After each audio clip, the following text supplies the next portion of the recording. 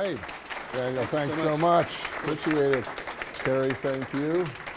Great to see Commissioner Manning here tonight. I apologize in advance to Daniel and Jack because you've seen big chunks of this before over the years in your former Chamber of Commerce role. But it's great, and I'm honored to be here. When Daniel reached out and said, would you help us kick off this series and be a bit of a guinea pig and do a pilot and help us try to figure out how this thing might look and what we might do with it, I said, I'm in. Whatever I can do. It sounds exciting and fun because I'm a great believer, after you saw my resume, in civic leadership, and especially the difference that really motivated public and private sector leaders the difference they can make in transforming and moving an entire region and certainly a county forward. And I think what our hope is that everybody's going to get motivated and excited and especially committed to doing the really hard work that's involved in transforming a place and really positioning it for the future. So that's what I'm going to talk about tonight, and I'm going to do it in two parts. I actually, you'll see a slide in a moment, in two acts essentially. They're basically two stories. One story is going to be a story of civic leadership going back about 80 years in southwestern Pennsylvania. And the other story is going to focus more on the economy of the region, the quality of the life, and it's really set in the 21st century. So we're going to start in the 1940s in part one, and then we'll pick it up in the 21st century in part two, and kind of bring us to where we are today. And I called the presentation a point of beginning for Beaver County, because I think our hope is that that's what tonight is. It's a point of a beginning of a conversation about where the county is and where it can go and how it fits into the southwestern Pennsylvania region as a whole. And I call it the point of beginning because, as hopefully everybody knows here, you are right on the edge of the point of beginning. Literally, the actual official federally designated point of beginning in the United States of America is right over on the Ohio line by East Liverpool. And that is where, way back in 1785, Thomas Hutchins, the first geographer of the United States, began to survey the public lands to the west of the Pennsylvania line. And so the reason you see all those rectangles when you fly over Ohio and Indiana and Illinois, it's because that survey began just down the road on your way to East Liverpool, right on the edge of East Liverpool. Down here the other day, I got a picture by my monument. If you haven't seen it, it takes like 2 minutes to stop and take a picture. But you can see it's also right there next to Pennsylvania and next to Beaver County.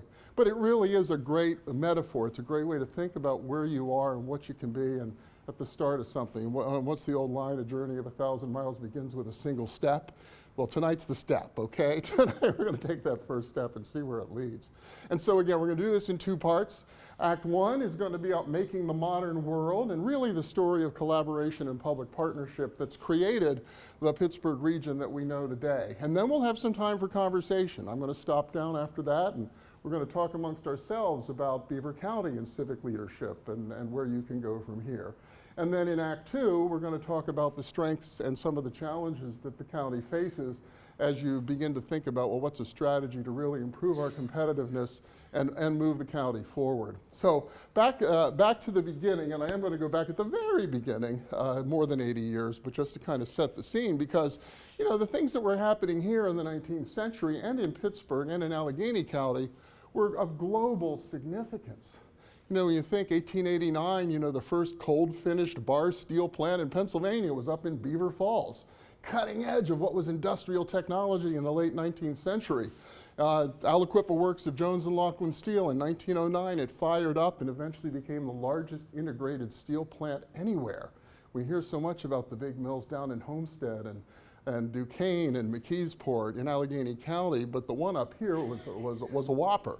And it really affected the making of the modern world in so many ways in the built environment that people all across the country experience today. And if you go all the way forward to the 1970s, and it really reflects the evolution of the economy here, 60%, more than half of the Beaver County workforce was tied in some way to steel. It's a higher percentage of reliance on the steel industry here in Beaver County than was the case in Allegheny County or for the region as a whole. So no county was more dependent on the steel industry for its history and for its success and for its wealth creation, and then no county got clobbered as much as Beaver County when the steel industry collapsed in the late 70s and early 80s. That growing industry also created the cultural landscape here in southwestern Pennsylvania. You know, not long after Pittsburgh was founded or named in 1758, the Germans began to move in the early 19th century, joining the English, Scots, and Irish who'd gotten here largely in the 18th century. Later immigrants, obviously coming from Central, Southern, and Eastern Europe. We can see it by the churches all over the region, all the onion domes, as well as the steeples. And it's really become our built environment, as well as our culture here in southwestern Pennsylvania. And then, of course, after the turn of the 20th century, the great migration of African Americans who came north from the south to escape Jim Crow and to take advantage of the opportunity that was up here in the industrialized North. All of that together created the built environment, the cultural environment, just the social environment all over southwestern Pennsylvania and obviously here in Beaver County as well. By the turn of the 20th century, this region in general was truly a Goliath in so many ways, home to more wealth than New York City and Chicago. That was Pittsburgh in 1900, when you think about it. United States Steel in '01, Andrew Carnegie sells out to J.P. Morgan, creates the world's first billion-dollar corporation in United States Steel. Still with us today. And of course, hopefully everybody's heard the story because Aliquippa would have been so much a part of this. In the 1940s, more steel produced here in our region than in Germany and Japan combined. So in so many ways, southwestern Pennsylvania and Beaver County, we really were the arsenal of democracy, producing the steel for the battleships and the tanks and the munitions and everything else that it took to win that war. It was really a pinnacle of industrial production. But the entire region paid an enormous price for that success. And it was really, the price was in the form of what happened to the environment here. We've heard the stories in the 19th century. An English writer described Pittsburgh as hell with the lid taken off, because he stood up in the Hill District and looked down in the Strip District and couldn't see anything but fire and smoke. And that's a shot in downtown Pittsburgh in 1936 at noon. That was the winter time and it was a rainy day, so it wasn't Pittsburgh at its best. But that image would have been replicated probably in downtown Beaver and in Rochester and Beaver Falls and Aliquippa, pretty much everywhere in the region. And you know, in Pittsburgh, the corporate executives brought an extra white shirt to work every day so they could change their shirts at lunchtime because their collars would have turned gray. And you wouldn't want to be seen in a gray collar, God forbid, right? Never mind that you were breathing that stuff, but honest to goodness, you wouldn't want to look like it. So that was the way people here were living, and that became a real concern in the middle of World War II because some of the civic leaders down in Pittsburgh began to say, you know what, if we don't do something about this, nobody's going to want to come live here and work here. And the soldiers and the sailors, and they're not going to want to come home because this is such an awful place. And actually the first one to raise the flag and begin to really push it, and it's fitting that we're here at Penn State Beaver, because it was actually President Doherty, Robert Doherty of Carnegie Tech, who became very concerned that if nothing was done, there would be no future for Pittsburgh and for the Pittsburgh region. And so he began to talk to the business community to say, we need a plan. And this is 1943. We need to start on a plan so that when this war is over, we're going to position the region to have a future. And if we do nothing, we won't. Really visionary, really far-sighted, and actually came out of the higher education community in Pittsburgh at the time. So what happened? How did they meet that challenge once President Doherty had thrown down the gauntlet? Well, he got to R.K. Mellon, and R.K. was the chair of the planning commission, or the planning department or commission in Pittsburgh at the time. And Mr. Mellon bought into this. A lot of reasons why, a lot of speculation. One of the, I think probably the most accurate, other than being a businessman and a native of the region, but the story goes that actually he had recently married this woman from New York, and he got her to come to Pittsburgh, to the Mellon Bank. You know, he's one of the richest men in America, one of the wealthiest families. And she got to Pittsburgh and said, you know what, RK, if you don't clean this place up, we're going back to New York. That's the way the story goes, but I think the chance of the president of Carnegie Tech probably got to him around the same time with a solution.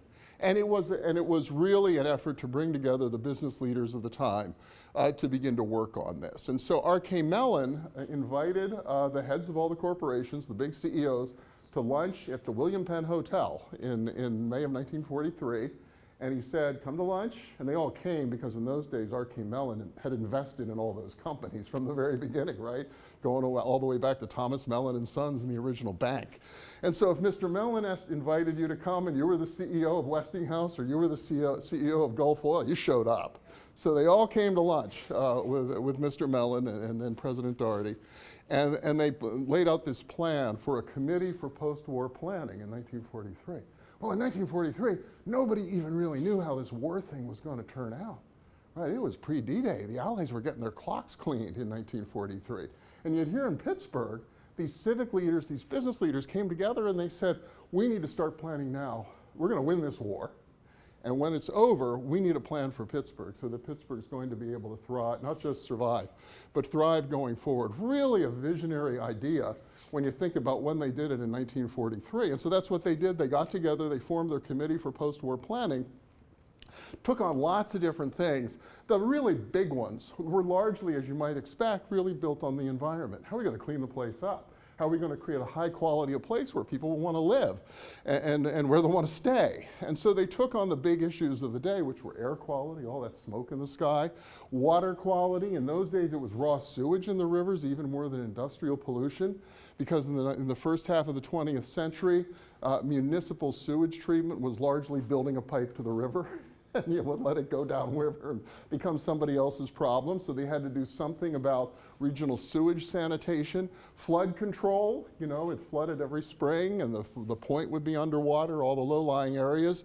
So they wanted to do something to build a lock and dam system and a reservoir system in the mountains to control that. And then urban redevelopment. Do something about blighted areas in the city and in the surrounding area and make it a better place to live, a more attractive place where people will want to be. A year later, they incorporated the Allegheny Conference on Community Development as the nonprofit organization that would lead this forward. And that's the organization I worked for the past 21 years, until I just stepped down from my executive role at the end of December. And they set out to take on these big challenges. There's a group, that was the group that was doing it early on. This is a shot from probably around late 40s, maybe around 1950. Not the most diverse group in the world, certainly by today's standards, but well-meaning, you know, and you know, think about what they were doing. You know, nobody regulated air quality before they came along in the United States. There was no EPA. There was no Department of Environmental Protection in Pennsylvania. Nobody had ever done it before. And basically, these business leaders, you know, went to government and said, regulate us. Individually, we're never going to do any of this by ourselves, but if you, the government, will impose regulations, we're going to have to abide by it. We will come together and we will solve these problems. They almost asked for a partnership with government because it was the only way to organize the community and organize these businesses to do what everybody knew had to be done. But really revolutionary. And you think about those guys in the 1940s. They're making money hand over fist, right? Those factories, they're running flat out. 110% employment. Every able-bodied man and woman in southwestern Pennsylvania was working in one of the mills because they were supplying the war efforts. So they're making all this money. Yeah, there's a lot of pollution. But in the middle of all of that, despite the incredible wealth they were generating, they said, like, we need to have government regulate us. We need to have somebody stop this because we're out of control. And I've often wondered, you know, why? You know, what was going on here? Well, I think there were a couple of factors. One, most of the men who were involved were the sons or grandsons of the founders of all those great Pittsburgh companies. At the end of the day, they were Pittsburgh kids. So they genuinely had a desire to work with the community.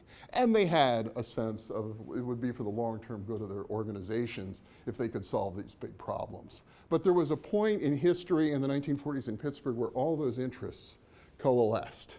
And they came together to take on these enormous challenges, even though in some ways they were costly and very hard to address. And so that led to what we today call Renaissance 1, which was about environmental regulation. I mentioned the regional sewage treatment, the flood control, all the dams and reservoirs all over southwestern Pennsylvania that try to keep the flooding under control in the spring, and then the urban redevelopment. They first talked about building a fountain at the point, and you can see their model there. First time we ever saw that in our archives was in 1944. They said we ought to knock down the rail yard and we'll put in a park and we'll have a fountain.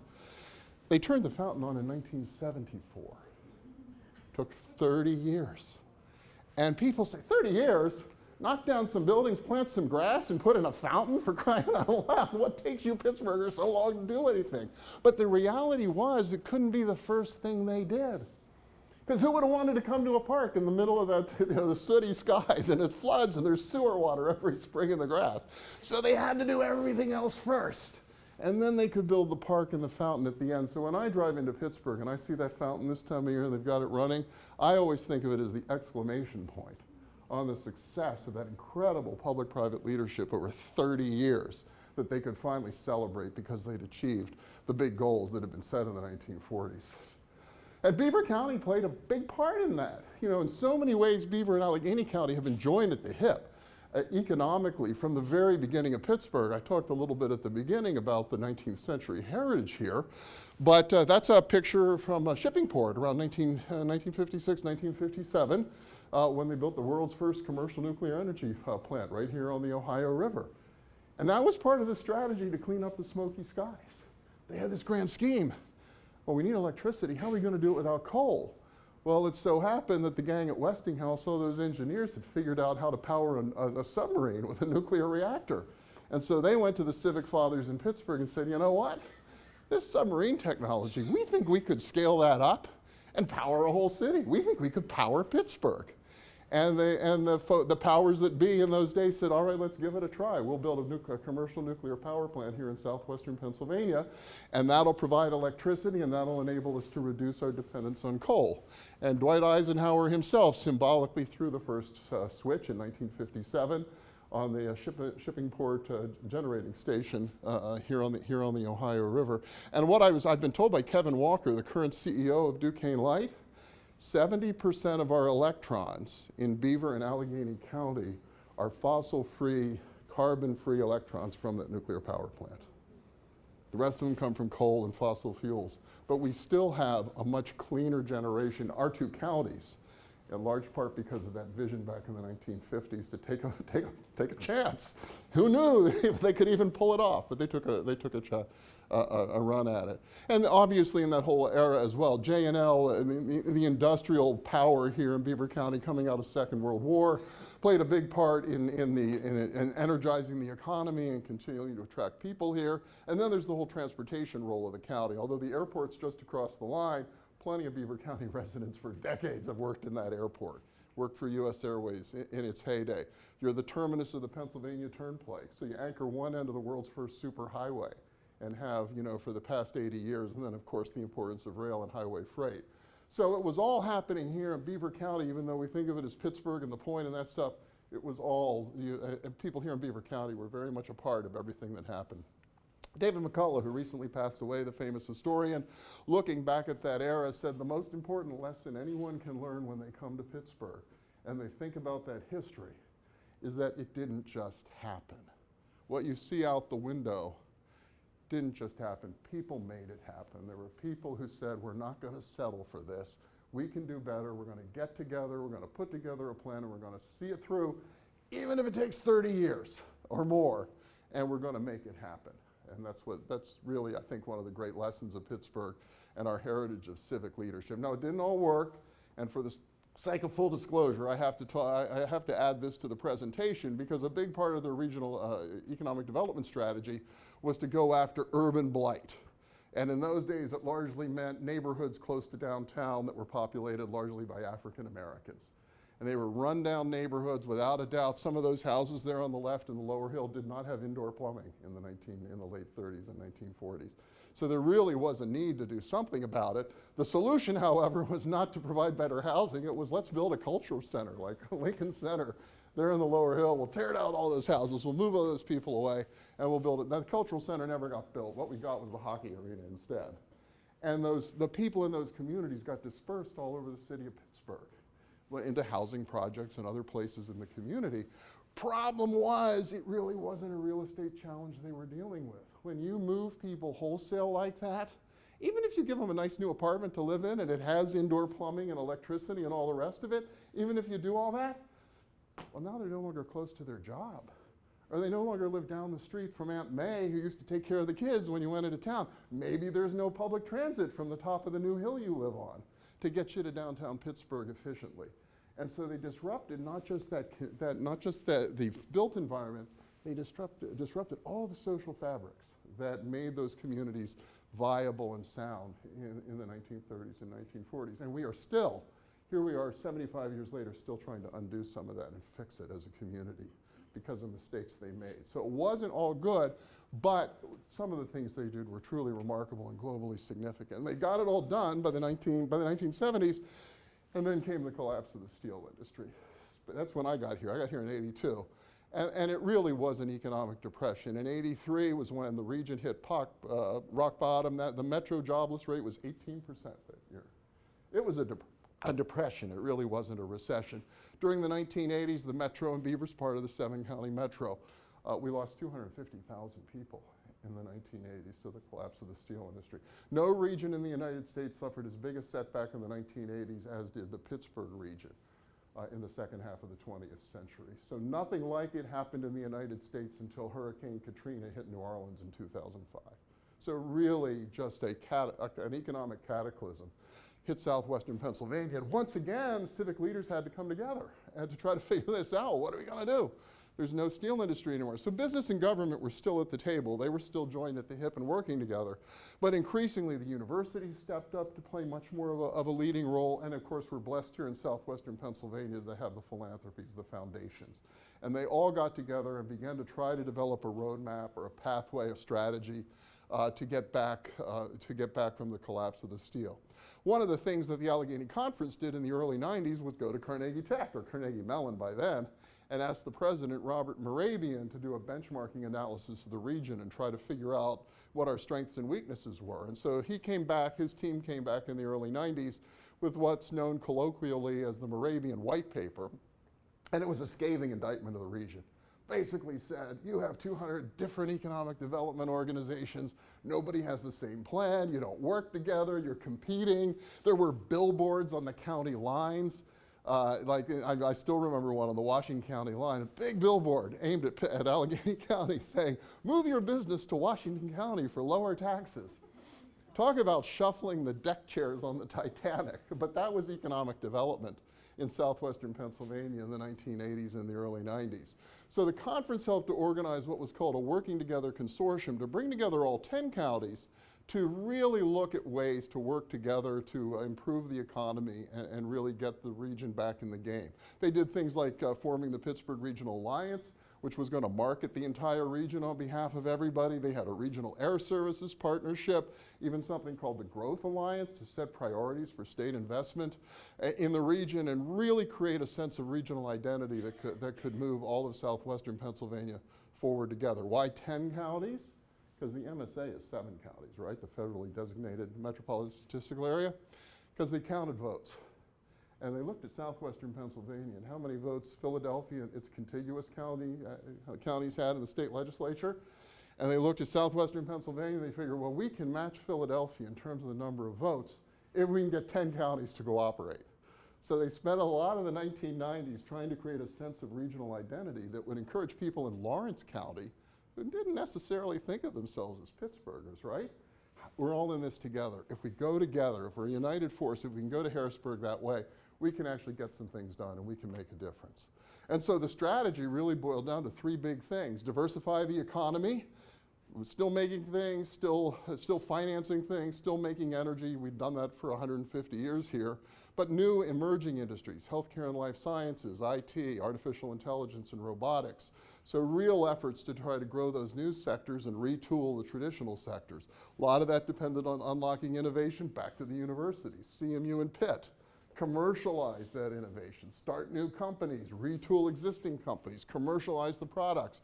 We're going to put systems in place to make that easier, faster, more effective. And then, of course, and just as important, enhancing the quality of place, the quality of life here in the region. And that's really an investment that continues to today. But it started with arts and culture, a big investment to create the cultural district in downtown Pittsburgh as a great quality of life for those of us who live here, but also a magnet for tourism and people who come into town for the arts. The bike trail, there's the Great Allegheny Passage, the crossing the Hot Metal Bridge down at the south side. Again, this idea of bringing outdoor recreation closer to where people work. The redevelopment of the old stockyards on Hares Island, now called Washington's Landing, into a mixed-use development and a marina. That's the former J&L site on the south side, actually, which is now the headquarters of American Eagle Outfitters. So again, brownfield redevelopment, redeploying those sites, create a higher quality of life where people will want to be and they'll want to come and they'll want to stay. And then the whole green building phenomenon that started here in the region about 25 years ago. To create buildings that were really cutting edge in terms of their energy efficiency, their healthiness, and the region remains a leader in green building even today as a result of that effort that started 25 years ago. So the quality of life was right up there with diversifying the economy and unlocking innovation. You have to pay attention to this as well if you want a successful, dynamic community that will attract people. And the payoff, well, today we've still got about 2.5 million people in the region. So, you know, it's not New York, but it's significant. And big enough to accomplish whatever we really want to get done. $170 billion GDP. If we were a country, our economy would be about the same size as the nation of Pakistan. There's 90 million of them. There's 2.5 million of us, so an enormous amount of economic output. And of course, a terrific location that allows us to attract investment and also gives us incredible deep markets within a day's drive or an hour's plane ride all across North America. So it's quite an accomplishment when it comes down to it. And so what lessons can you learn, I think, from this chapter? You heard the one lesson already from David McCullough. But I think there are 3 big lessons that one can take away from the experience of Pittsburgh over the past 75, 80 years. One is that it does take time. We call it civic engineering at the Allegheny Conference. Not civil engineering, civic engineering. But if you're going to change systems, it takes time, it takes cooperation, it takes people willing to work together, and you have to understand that going into it. You can't do it overnight. You got to learn to listen, and I think the lesson of the Hill District and some of those mistakes in the African American community was that it was all top down. They weren't paying any attention to what the folks in the communities actually wanted, or the fact that, my God, if I move over there, I can't get to the dentist anymore because my dentist is over here and he's just a trolley ride away. You got to pay attention in a way that I think they didn't. To the degree they should have, going back to the 1940s and 1950s. And then finally, the public policy landscape is absolutely critical. You need the motivated private sector and the expertise and the resources to really drive change and insist on change. But if you don't have public partners, elected officials and others in government who want to make it happen and are going to roll up their sleeves and lock arms and work together to make it happen, it ain't going to happen. And so it's really important to have both partners working together to really affect this kind of transformative change. So that brings us to the discussion part here. And I think what we want everybody to be thinking about is who are today's leaders here in Beaver County. I showed you the picture of all the old white guys, right? 75 years ago, hatching the plans, talk about top down. But you know, who are the leaders today? And I don't mean just Commissioner Manning here. Who are they? Because not everybody has an elected office. Not everybody is a CEO. But some people make things move around here, you know, even though they don't have the fancy title. They're the people that really make things happen in Beaver County. Who are they?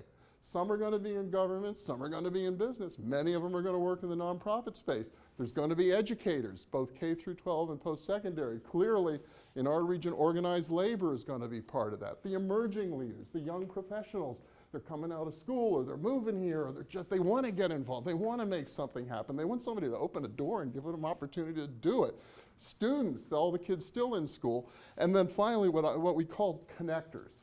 These are people, and they're often not the top dog inside any organization, but they're the person inside your organization who knows everybody in town. And they know your customers, they know your suppliers, they know kind of your competitors, and they can make these kinds of connections. And so identifying the connectors in any community or any organization is really important because they really make things happen. And so as you think about who's in the room tonight, who else needs to be here? Who needs to be part of a conversation about the future of Beaver County and how it's going to move forward? And so that's going to bring us to the discussion part, and I'll be back later to tell you my 21st century story. But first we're going to have a discussion, and we're going to talk about if we're going to move Beaver into a more intentional future, what other voices need to be at the table, and what new conversations must we have. And with that, Carrie, I'll turn it back over to you. So now what we're going to do is ask you to get into groups of 4, 3, 4, maybe not 5, 3, 4. And so you can just kind of spin your chairs. It doesn't matter who you're with. What I'd like you to do is to just identify yourself like I'm trying to feel and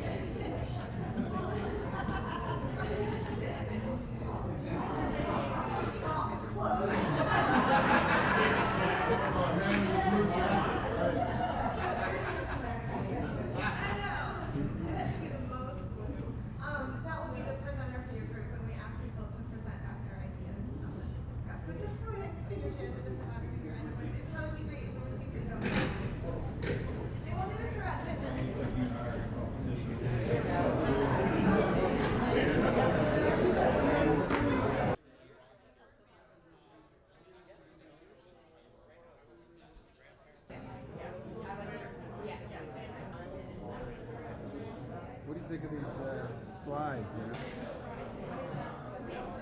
All right. All right, well, I'm going to do the Oprah Winfrey thing and walk around and get at least a few of you to report out.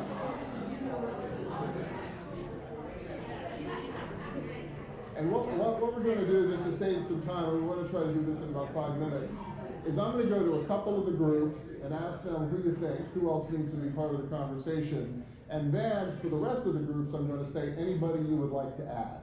So that way we don't make it redundant and every group doesn't report out with the same issues. So we'll do it that way, and that way we can move forward to Act 2. So with that, let's go with a blue person group of some sort. I'll start here in front. All right, who's the blue man here? He is Penn State. Okay, he's the bluest one here because he is Penn State. Why don't you just say who you are and then what you guys came up with? Sure. Hi, I'm Chris Rizzo, Director of Student Affairs and Student Engagement here at Penn State Beaver.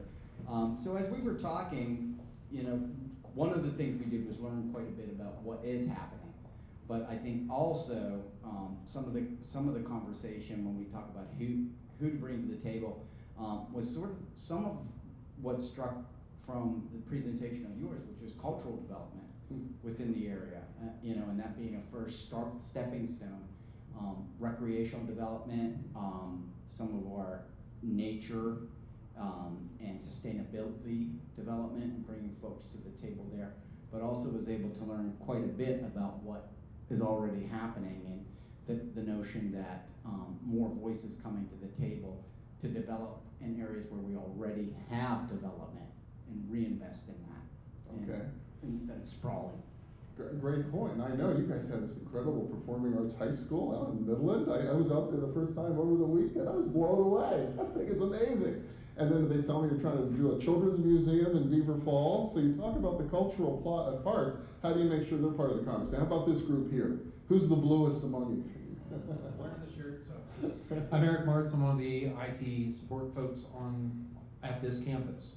So one of the groups we didn't see up there was faith leaders that should be brought to the table. And that came to us as part of saying even getting community engagement to be a big part of what we do. The other group that we thought of were recent arrivals.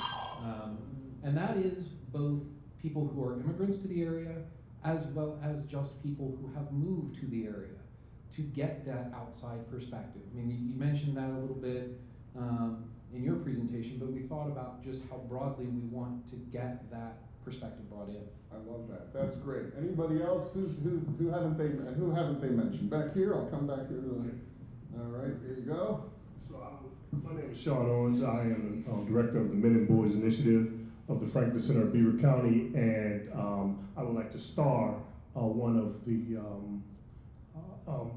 groups that were identified as the faith-based community that we mentioned, as well as the African American community. I took away from your presentation how African Americans were left out of the conversation. Where do, you know, we're sitting there like we're moving this car. Where do we move these people, right? And so when does African Americans come to the table? And I also, especially here in Beaver County, where the demographics are so lopsided, 92% white or more, right?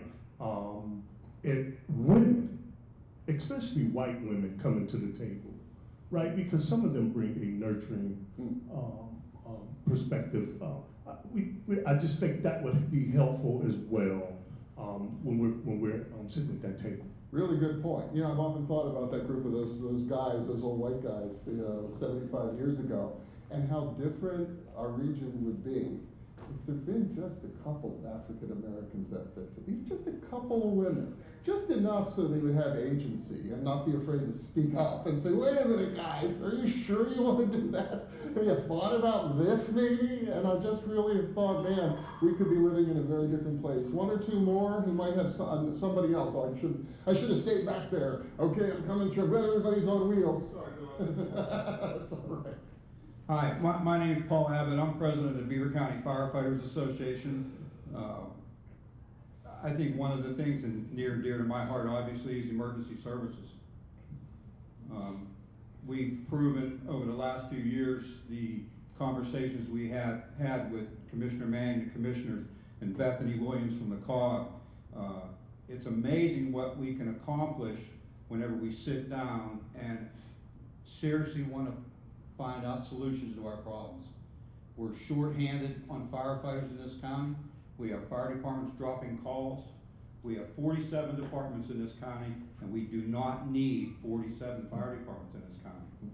We need paid people on staff, and more places are going towards that. The problem is the amount of money. The volunteer fire service saves the state billions of dollars every year across the state. 20 years ago, we had 300,000 volunteers. Today, we have less than 30,000 volunteers statewide. A really good point. I remember years ago I was talking to some elected official or politician running for office, in a statewide office, and he was invited to speak to the Police Chiefs Association of Allegheny County. And he got up in front of them and said, you know what your problem is? You need a Police Chiefs Association in Allegheny County because you have 130 police chiefs. So it is something to think about. Declining population, all this fragmentation. What does it mean to our ability to provide services? Maybe one more group that might have one else. Hi, everybody. My name is Terry Baumgardner, and I'm the Clean Air Council Outreach Coordinator for Beaver County. We had emergency service workers and faith leaders. Well, we didn't have faith leaders on our list, but we have them in a group.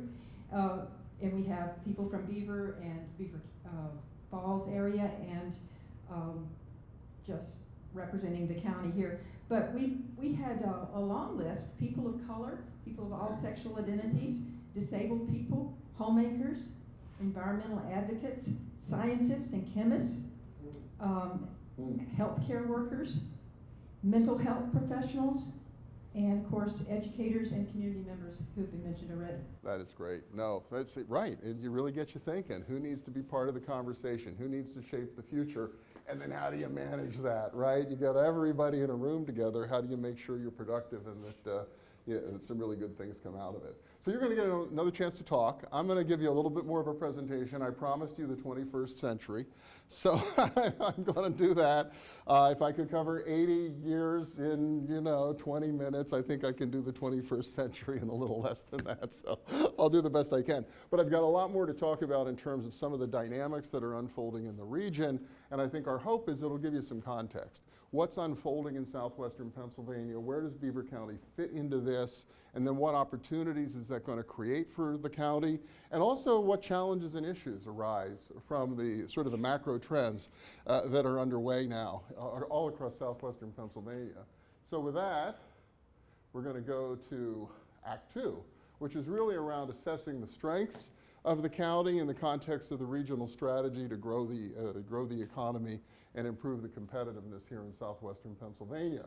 And I'm really going to focus on right now on what's creating opportunity. What are the dynamics that are unfolding that we're paying a lot of attention to, and our colleagues at the Allegheny Conference are really paying a lot of attention to in terms of shaping the future here, what's unfolding. The good news is we're getting attention again. Kind of a drought there during the pandemic. Nobody came to visit for a couple of years.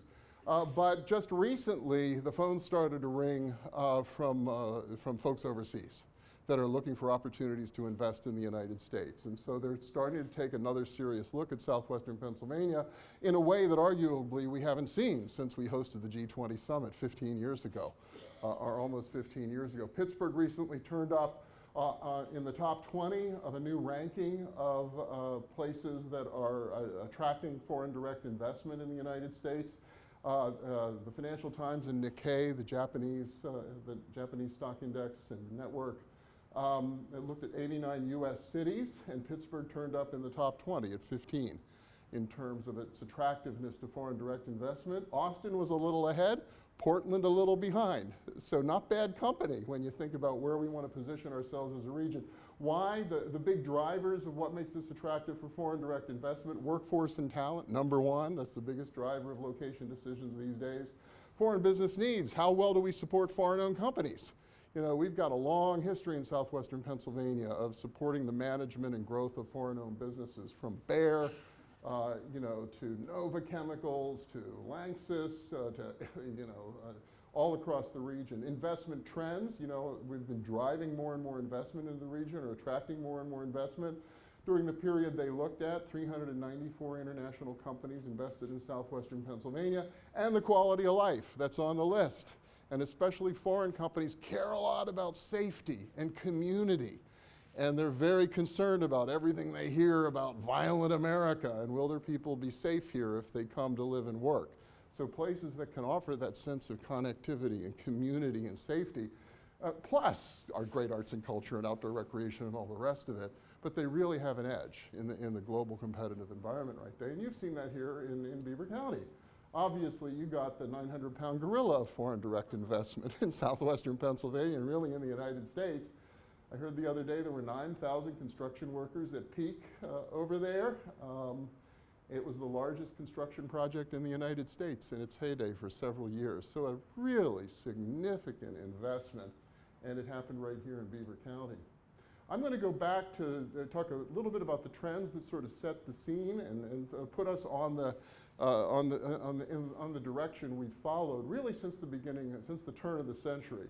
And it's really two completely unrelated coincidental events that all happen within a couple of years of each other that really have set in motion the big macro economic development trends that we're still pursuing today in southwestern Pennsylvania. The first was the arrival of Range Resources in 2004 when they struck gas up the Mon in the Marcellus Shale and happened to discover that it was the largest natural gas reserve in the Western Hemisphere, about 1.5 miles beneath our feet. And that set in motion the natural gas boom that we've experienced ever since.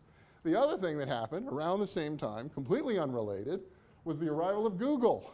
Two guys set up shop on the CMU campus to be close to all the research that was happening there in artificial intelligence and IT. And as soon as Google turned up in town, heads turned on the West Coast and in Boston and around the world. What is Google doing in Pittsburgh? Maybe if Google's in Pittsburgh, I need to be in Pittsburgh. And that set in motion the deep tech growth that we've seen over the course of this century. And in fact, the numbers are pretty impressive. This is from last year's report by Ernst & Young and Innovation Works on the amount of tech investment in the region, but $10.5 billion invested in 600 tech companies here over the course of the past decade. $21 billion of company exits, either sales or IPOs, over that 10-year period. There are now more than 300 venture capital firms investing here in the region. And just in the last few days, we turned up on a list of one of the most promising tech investment markets in the United States ahead of Silicon Valley. So we've seen this acceleration of investment here over the course of the past decade. And you can see it mapped out here on this chart. Really what's happened over the last 20 years. You can see Bosch showed up just before the turn of the century, followed by Intel, and then the acceleration of these tech companies that began to turn up in town. There's Google, Apple, and Microsoft all set up research labs and R&D facilities and engineering centers around the same time, and then more and more have come as we've moved through the decade. You know, again, we got on the map, and now these big global names in tech all need to have a presence here in Pittsburgh. Ford just announced, I guess yesterday, that they've taken over what used to be Argo, the robotic car company down in the Strip, and which went out of business. They pulled the plug on their financing, which would typically be a disaster. You have a startup with 700-800 people that goes belly up. Ford's hired 500 of those engineers, and they've set up a new business based in Pittsburgh to develop autonomous systems for Ford Motor Vehicles. So, you know, talk about lemonade out of lemons, but it's really happening there, and Ford now has a permanent presence in southwestern Pennsylvania down on the Strip. This is how it maps out with all the fancy logos. Obviously all started to be close to Oakland, right? You got Pitt and CMU and UPMC and the beginning of it all, but they've outgrown Oakland. Trouble with Oakland, it's completely built out. There's no place to put anything in Oakland, so they have to find someplace else. So Google jumps out to East Liberty. Once they're out there pioneering in that neighborhood, they've attracted all these other tech companies that have set up shop out there. A bunch of others down along the Mon, a lot of life sciences, 24 life sciences startups down there. Again, people want to be close to Pitt, but they have to find the cheaper land and the cheaper facilities, the available facilities outside of Oakland. And then, of course, there's Robotics Row up the Allegheny River. really from downtown, from the History Center, all the way out to Lawrenceville. I think the statistic is there were about 24 robotics companies in Pittsburgh outside the university at the turn of the century. They collectively employed a few hundred people outside the universities. Today there's more than 100 robotics companies and they employ 9,000 people. And most of that's happened in the last 5 years. So we are seeing an acceleration of growth in that space, off a small base, but growing. So now we're going to turn down the Ohio. I took you up the Allegheny and up the Mon, and talk a little bit about the petrochemical story, because that's leading us up here to Beaver County, right, on the big oxbow in the Ohio River. And you know, the map there on the left basically shows the footprint of the Marcellus Shale, the sheer scale of it. What's interesting to me about that, and that star in the middle, which is Pittsburgh, is we're the only major metro anywhere in that footprint. We're the only place with an international airport that actually has international flights, nonstop flights. So there's a good business case. Even if you're not drilling, there's a good business case to be here in southwestern Pennsylvania if you're interested in unconventional gas development. And so that's why we've seen the kind of growth here in southwestern Pennsylvania. The other piece that's interesting is that dotted red line there within that footprint, and it turns out that the gas east of here, and that line is roughly the eastern border of Allegheny County, that's largely dry gas that you burn for your stove, and you know, we burn to heat our houses and stuff like that. West of that line, and of course then you've got Allegheny and Beaver in this line, and Washington, it's what they call wet gas. It's got the liquids, the natural gas liquids like butane and propane and stuff like that, that becomes a feedstock for the petrochemical industry.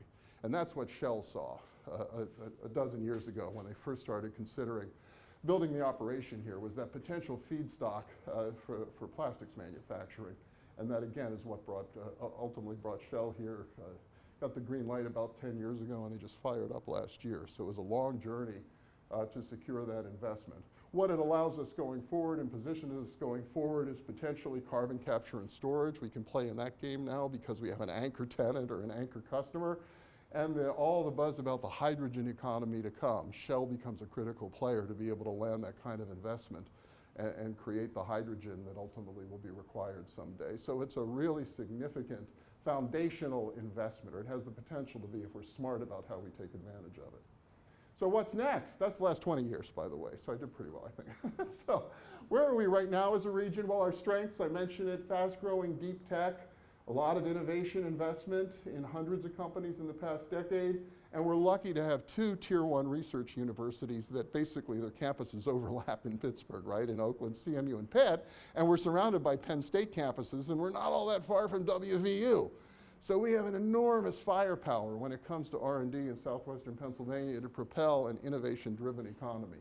Our weaknesses, we're lagging the nation coming out of the pandemic. We've yet to recover all the jobs we lost. Our employment growth trails the regions we compete against. Our natural population loss, more people die every year than are born every year, and it's the largest of any major metro in the country. So we literally are dying off in southwestern Pennsylvania. And then finally, Pennsylvania lags its peers in competitive tax and regulatory policies, and we're getting our clock cleaned by our neighbors. And one of them is not all that far from Beaver County, like right across that line at that point of beginning. It's called Ohio. And they're investing $2.5 billion in attracting these mega site developments to southwestern Pennsylvania, $2.5 billion over 2 years. Pennsylvania is doing right now nothing in that space at that level to attract that kind of economic development. So we have serious competitiveness issues in terms of policy. What the Allegheny Conference did back in 2019 was map out a 10-year vision for the future of the region. That was the big community event that we did at the Wyndham Hotel in downtown Pittsburgh to talk about the future and what we do and put together a strategy and a plan to move the region forward. We've really focused on these industries currently across the region as those coming out of the pandemic that offer the greatest opportunities for growth and success. And so as you can go around there, I've talked about a bunch of them already, right? Energy, autonomous vehicle and robotics, all that tech stuff, business and financial services, manufacturing, life sciences, logistics and transportation, given our location, and then sustainability. I talked about the green building stuff from 25 years ago. So we have world-leading strengths in all 8 of those industries. So I got to wondering, well, okay, so where does Beaver County play? against those 8 industries? Where do you have potentially world-leading strengths that you could build upon? I came up with, there's probably more. You guys can probably, when we stop, we can really come up with even more than this.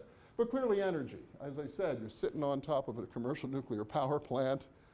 You've got a lot going on with the Shell investment and others. I think you can question whether the nuclear power plant belongs in the sustainability block or in the energy block.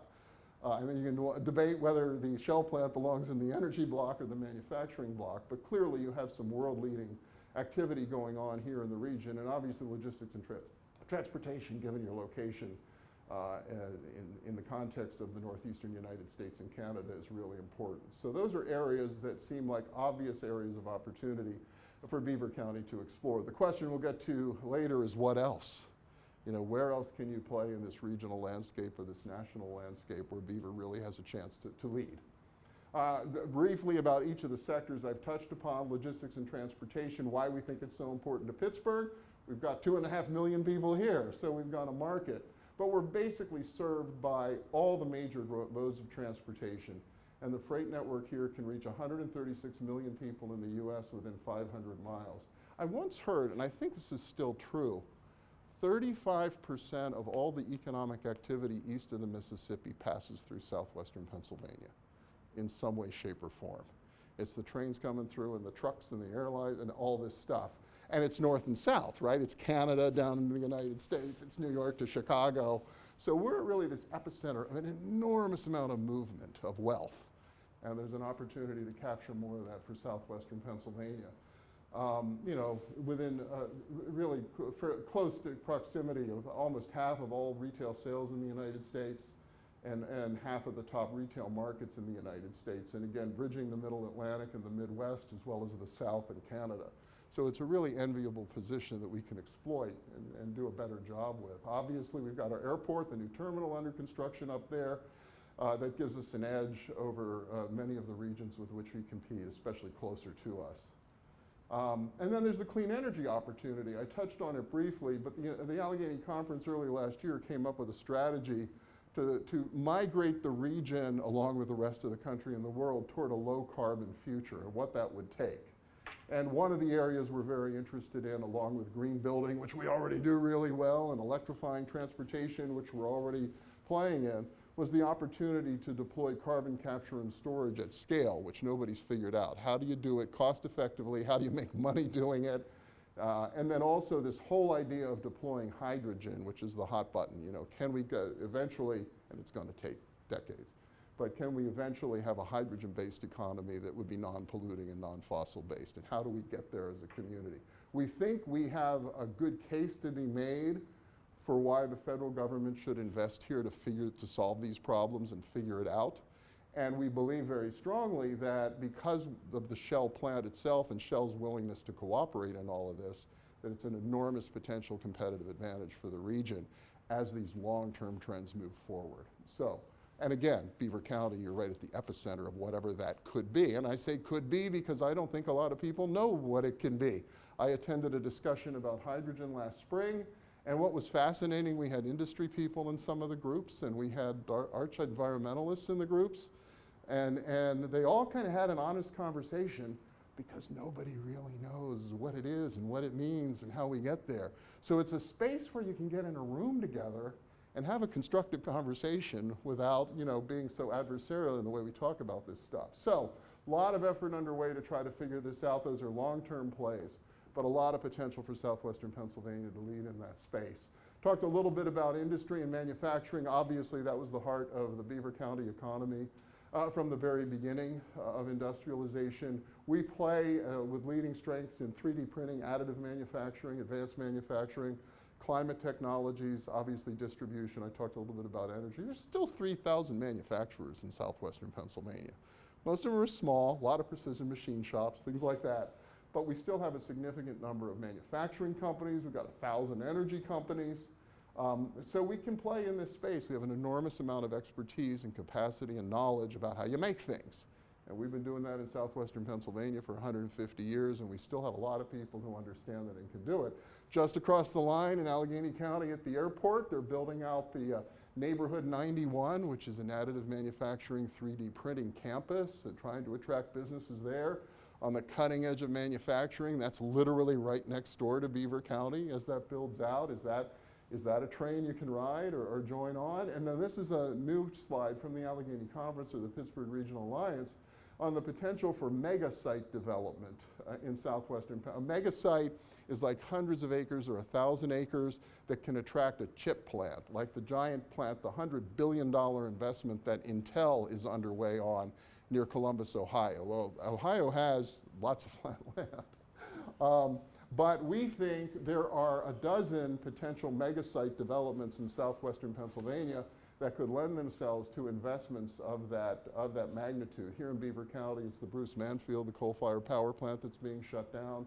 And then I'm not personally as familiar with Fox Run up in the northern part of the county, but that's been identified as a potential mega site to which we could attract significant investment at unimaginable scale. So Shell's the only mega site that's been developed in southwestern Pennsylvania in recent history. That was like, depending on who you talk to, a $6 to $9 billion project, as big as it is. Well, think about what Intel is doing near Columbus, a $100 billion project. That's 10 shells that they're working on down there. We think there are sites here in southwestern Pennsylvania that could accommodate that kind of investment if we can figure out how to unlock their potential and prepare them for development.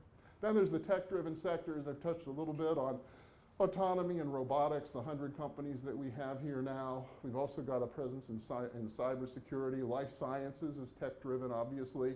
Now 161 regional life sciences companies in addition to our hospital systems throughout the region. So that's another area where we can play and become a leader. Robotics is really interesting. There's an opportunity for Beaver County to plug into this effort, which was the region's win of the Build Back Better Regional Challenge, largely through the leadership of our boss at the Allegheny Conference, Stephanie Pashman, and her colleague over at Southwestern Pennsylvania Commission.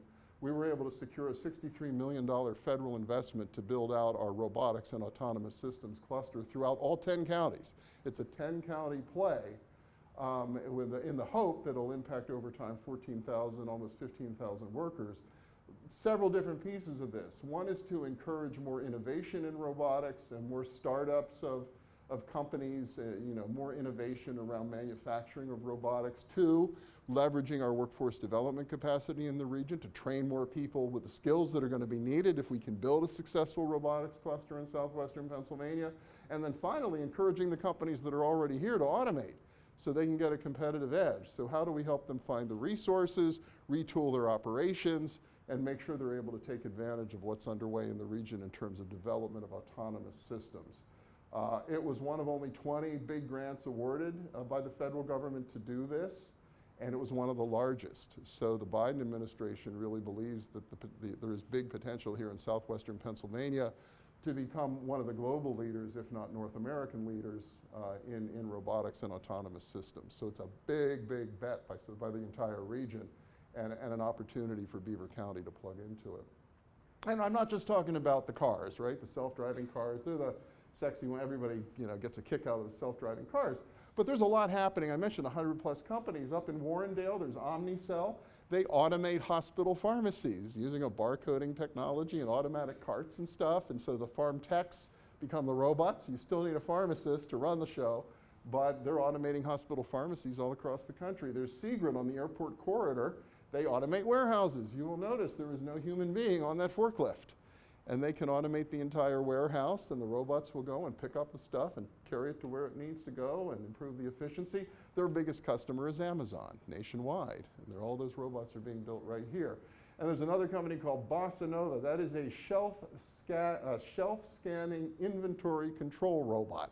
So it just tools around the local Walmart or the grocery store and checks what's on the shelves and reports back to the ordering operation so the shelves stay stocked.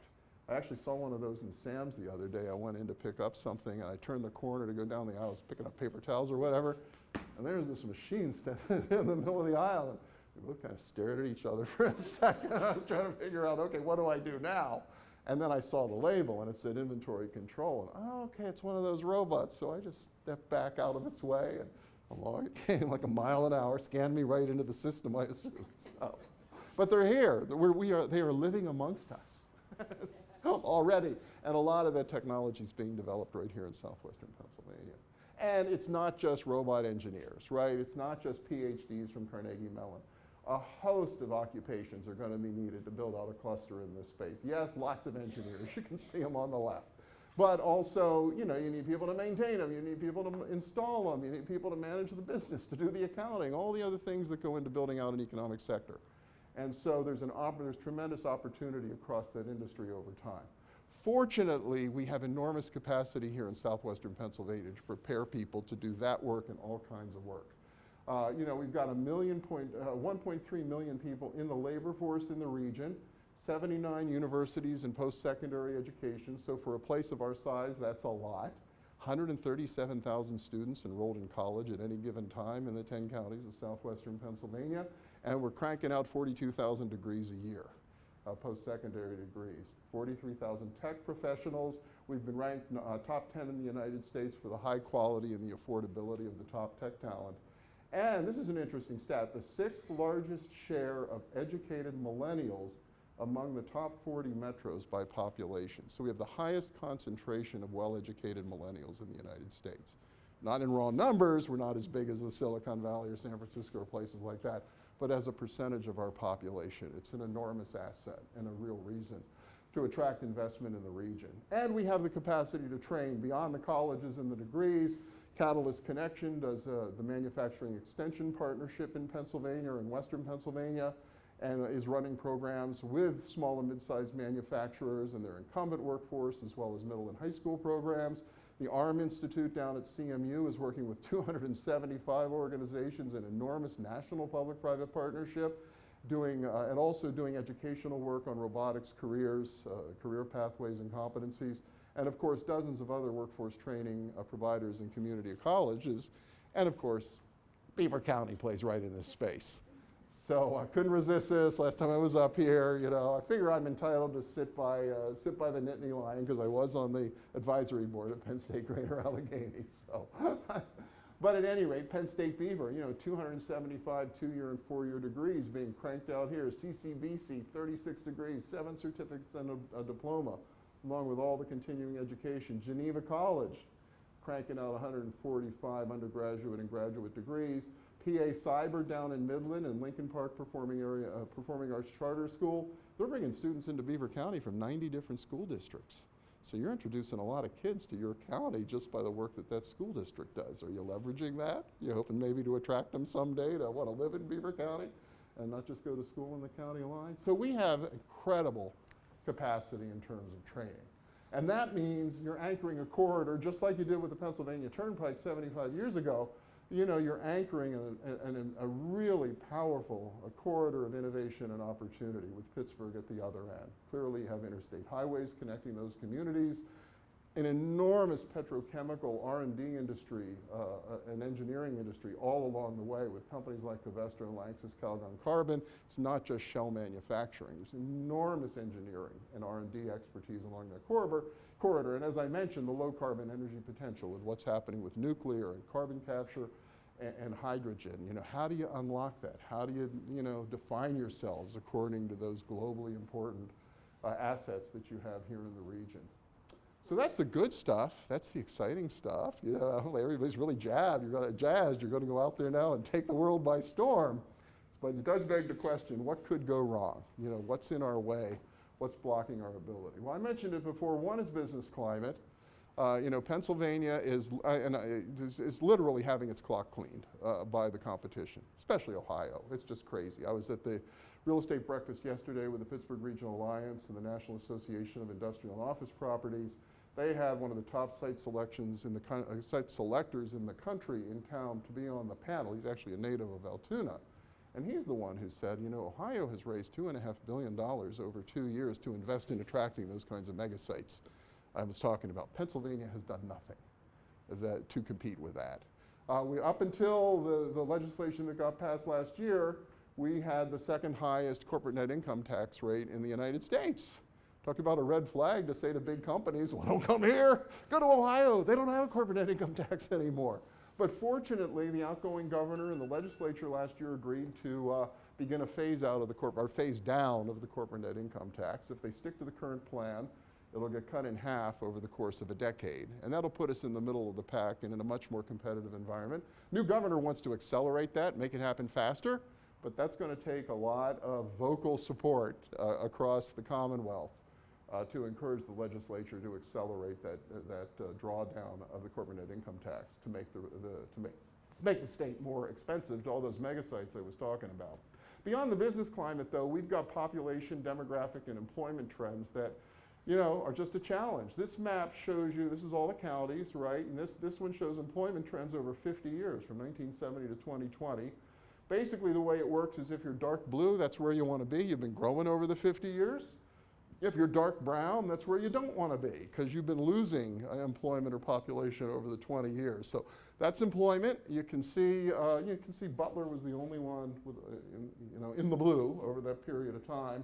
Allegheny kind of in the middle, Beaver and Lawrence really getting hammered. Out here in western Pennsylvania, you can see all the blue in the southwest. And then if you look at population, it's almost the same, right? Again, Butler during that period, a little bit of a positive trend. The one thing I can't help but notice when I look at this map,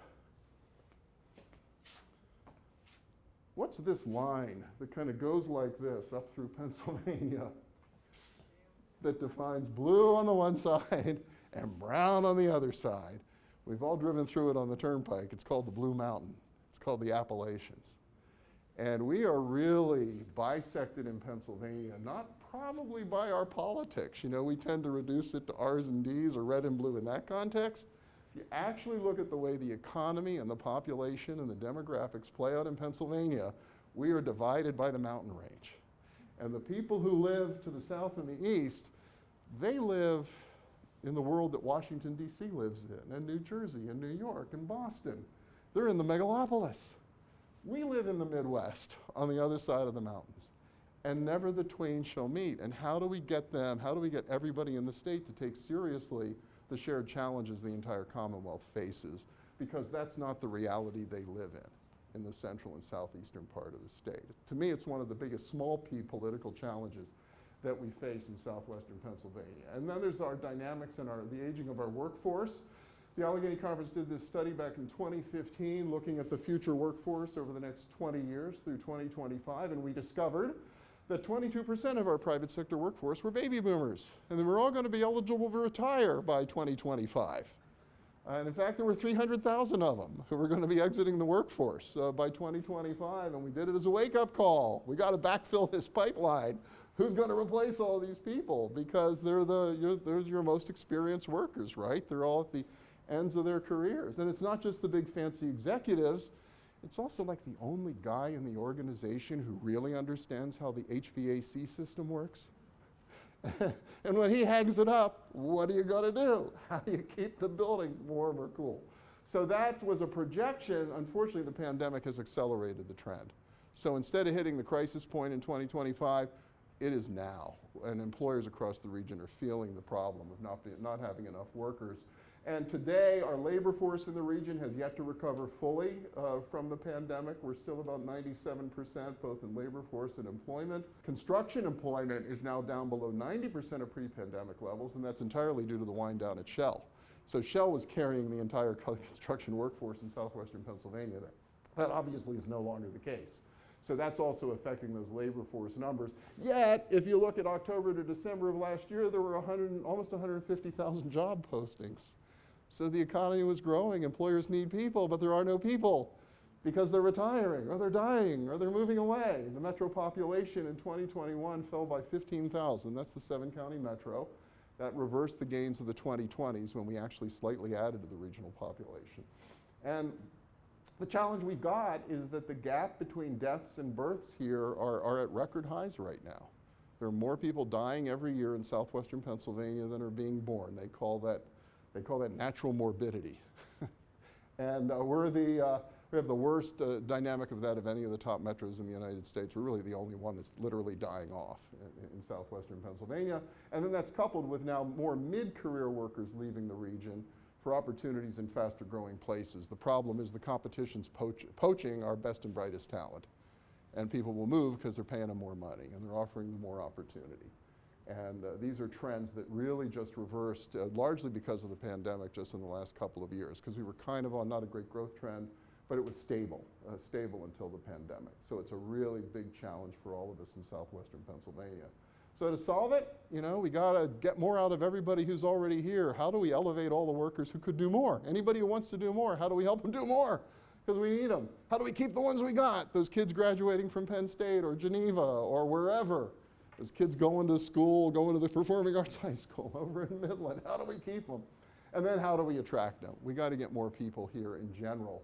And that probably means immigration, refugee resettlement. Those are the populations that are mobile. They're willing to come. If we could welcome them and find ways to plug them in, they would probably be more than willing to come here and help. So those are some of the secrets we think are some of the challenges the region faces to do something about that. But the good news is, you know, there's something happening. Logistics and distribution, innovation, emerging global startups getting recognition, the autonomous vehicles, and of course we're on the frontier of manufacturing technologies. So the question for our next period of discussion is, okay, well, what can Beaver County contribute to this? You know, to the opportunities, but also to the challenges that we face. And so what we're going to talk now is about kind of the assets. I mean, I ticked off a bunch of them in the course of the presentation, but you know, what industries are assets? What kind of educational capacity do we have? Healthcare, location, affordability, high quality of place. What does the county really bring to the table to help us compete more effectively? And then finally, how can the county address the challenges of the aging population, lack of diversity in the county? We heard about that in our last discussion, as well as the business climate and the attractiveness of the business climate. And how can Beaver County help the region deal with these giant macro trends and then hopefully increase the prosperity here in Beaver County as a result.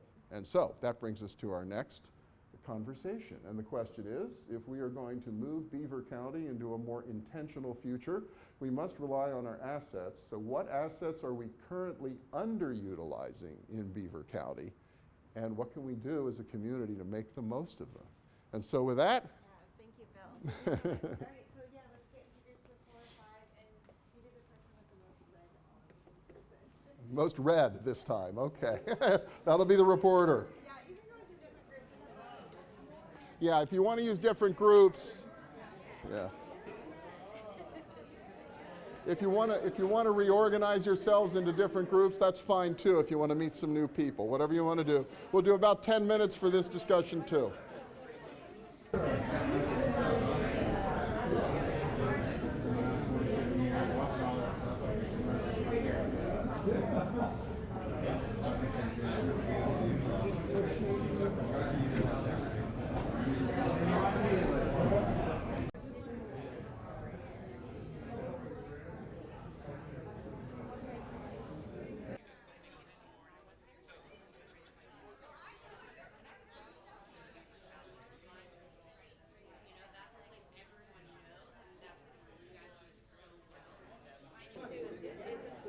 All right, if I can have everybody's attention, we want to get to our report outs, and then we want to wrap it up and get everybody home.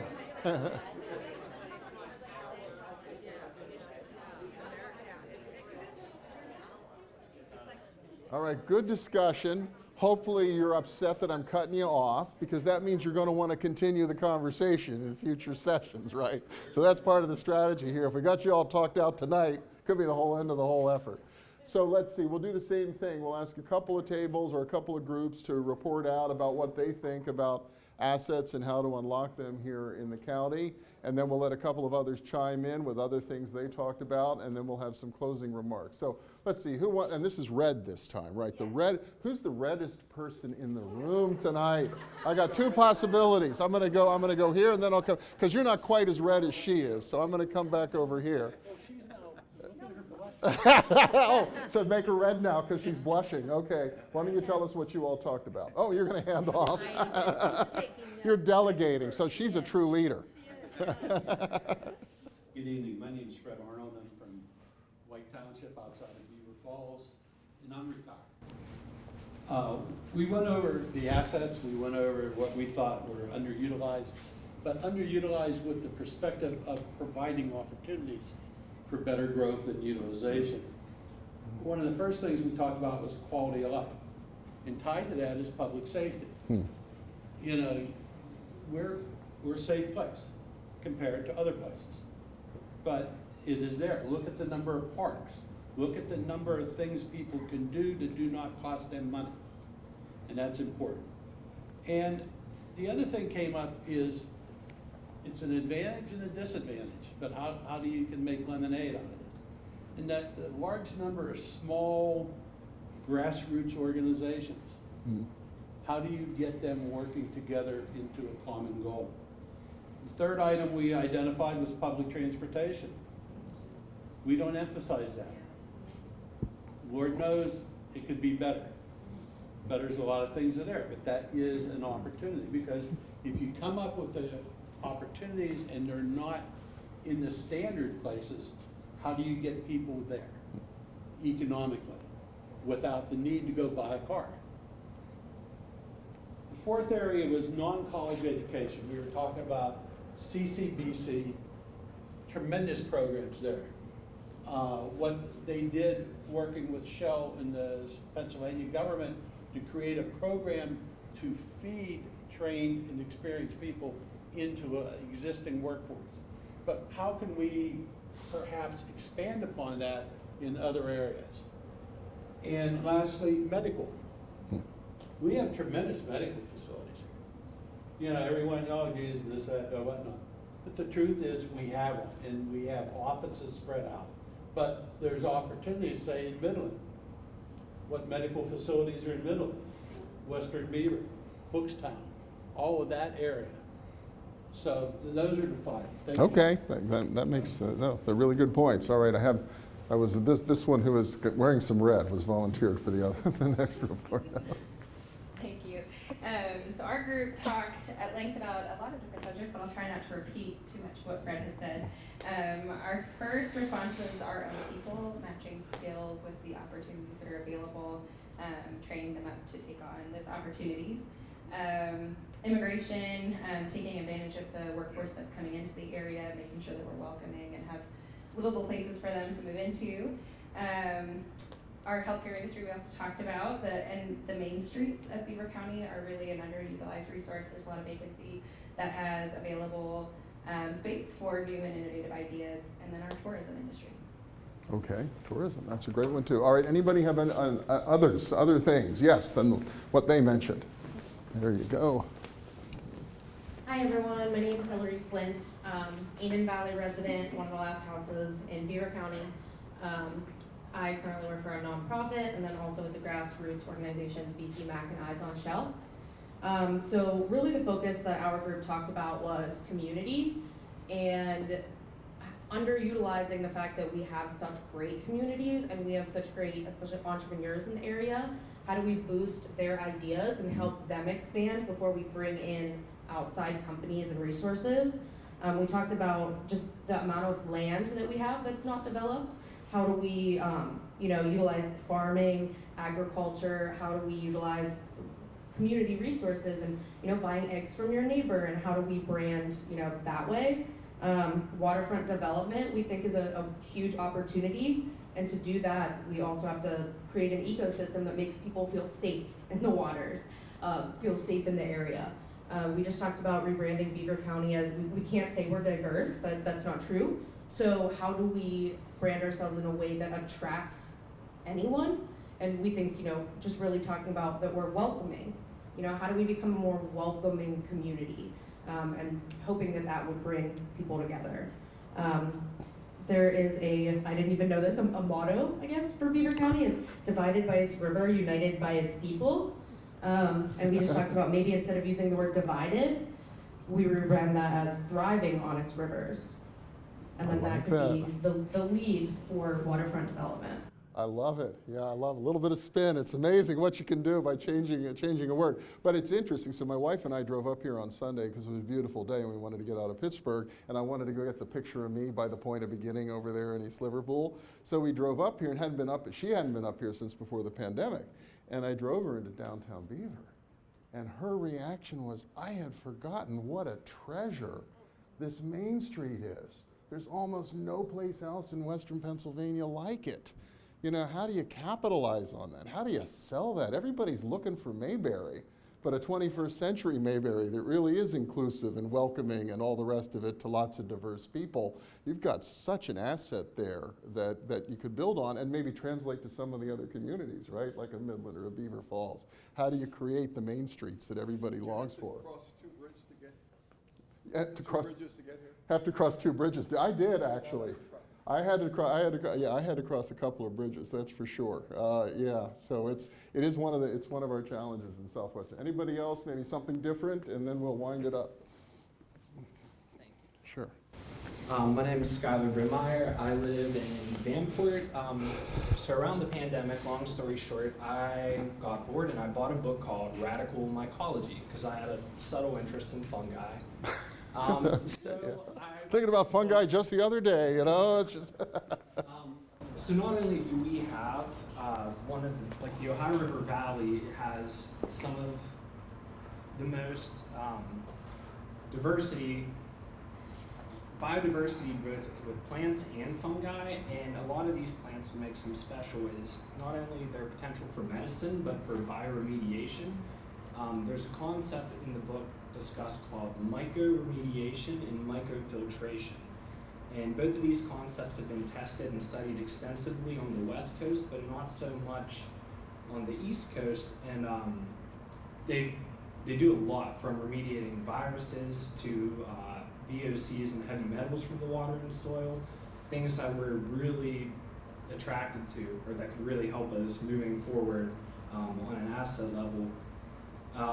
And I believe, I'm not sure if it's still the #1 mushroom farm in the country, but Pennsylvania, I think it's an hour north, the largest fungi cultivation center is in Pennsylvania. I would say at least it has to be in the top 5 still. But you could use the spent mushroom spawn, which is the grains and materials that they use to cultivate the mushroom mycelium. Using that, mixing it with hardwood sawdust, which our forests are full of, at like a 75 to 25% ratio.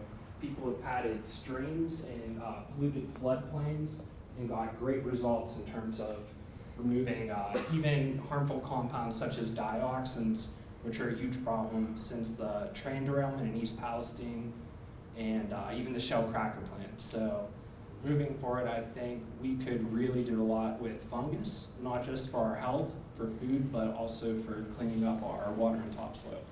Fascinating, yeah, okay. You never would have dreamed. We do know a lot about mushrooms all the way from Kennett Square to Western Pennsylvania, so yeah, if anybody can do it, we can. Was there one more here? There we go. Something else that nobody's mentioned? I'm Dr. Nolan Stills. I'm a retired principal.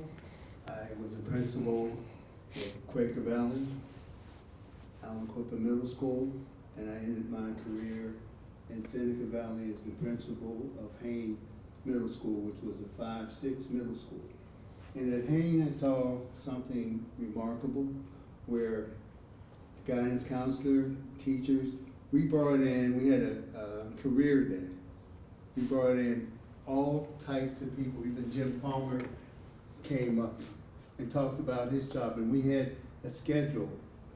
Kids and their parents, they had choices, and these career people came in and fired the kids up. So these kids got information about careers, and that is really our future, the young people. We need to actively engage them in learning activities and help them to understand how we collectively, working together, can make this a great place in which to live. Really well put, because they're the ones who are going to inherit whatever this turns out to be. So they might as well play a part in making it happen. One other thought before I turn it back over to Daniel and Carrie. Just my observation coming up here from outside over the weekend to get a couple of those pictures. And what I really wanted to get was the money shot that would sell Beaver County. You know, the equivalent of the view from Mount Washington with the Duquesne Incline in the foreground that is like global, and we've been selling that for the past, 75 years. You guys know, you all may know where the money shot is, but as somebody from out of town driving up here from Pittsburgh, I could not figure it out, especially on a Sunday, because we came up because it was a pretty day. And I really wanted to open my presentation with that. So, and so again, you may know where it is, But how do you help those newcomers find it? How do you help them understand what's the image, what's the aspect that really sells the community, and just instantly they know this is a place for me, this is a place where I want to be. I'm sure it exists, but as an outsider, it's hard to find. I never really did find it. With that, thank you all so much. It's been really terrific, hearing from all of you and hearing you talk about all of this. I hope you're going to be able to build on this and move it in a really special direction for the region. Turn things back over to Daniel and Carrie to wrap things up.